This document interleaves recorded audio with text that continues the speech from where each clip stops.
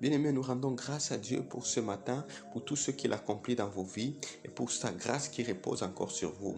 Le message de ce matin, c'est apprends à ne pas juger les autres. Apprends à ne pas juger par rapport aux apparences, par rapport à ce que vous entendez. Parce que lorsque nous entendons des choses, parfois nous mettons des jugements sur quelqu'un. Où est-ce que nous avons vu, où nous avons remarqué quelque chose et nous disons, bon voilà, peut-être il a fait ça parce qu'il n'est pas dans la voie de Dieu. Peut-être qu'il n'est pas, peut-être qu'il a mal agi, peut-être que sa vie n'est pas correcte.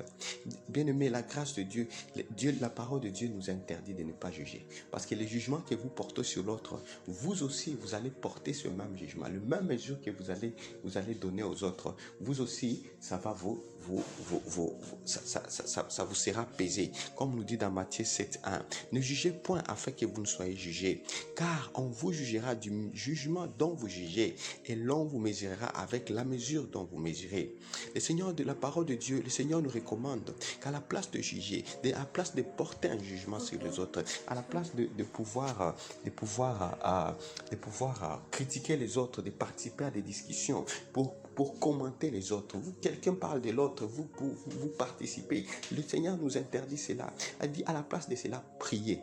D'abord, pardonnez, ce que nous dit Colossiens 3:13. Supportez-vous les uns les autres. Et s'il a des plaintes à l'autre, pardonnez-vous réciproquement.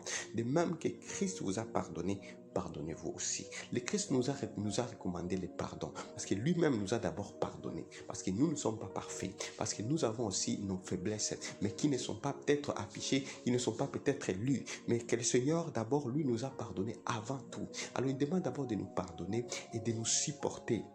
Et il ajoute encore, ce qui est plus important aussi dans les pardons de laisser pour, c'est prier aussi pour les autres. Priez pour l'autre, parce qu'en priant pour l'autre, vous aurez un jugement différent de ce que vous apercevez, de ce que vous voyez. Parce qu'il nous dit, même dans ta parole, qui est dans Jean 8:16, vous jugez selon la chair, moi je ne juge personne.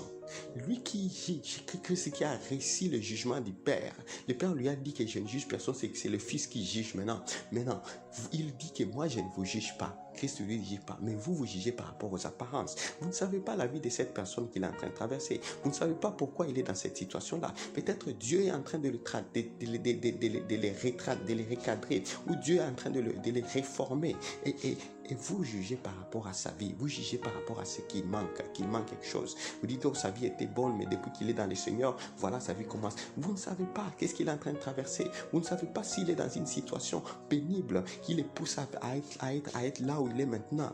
Alors que le Seigneur vous pardonne, afin que vous puissiez prier pour les autres avant tout, avant de pouvoir juger. Parce qu'en priant pour les autres, vous aurez un jugement différent et vous allez avoir la compassion sur sa vie. Vous allez avoir sa compassion sur sa situation.